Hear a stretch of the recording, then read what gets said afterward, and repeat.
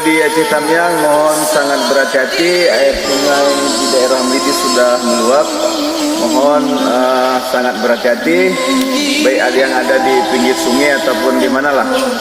Karena air sungai ini lebih besar lagi dari hari-hari sebelumnya. Harapan saya sangat kepada warga Aceh Tamiang, mohon sangat berhati-hati. Terima kasih. Yang mana banjirnya lebih besar dari sebelum-sebelumnya. Alhamdulillah ini sudah mulai surut.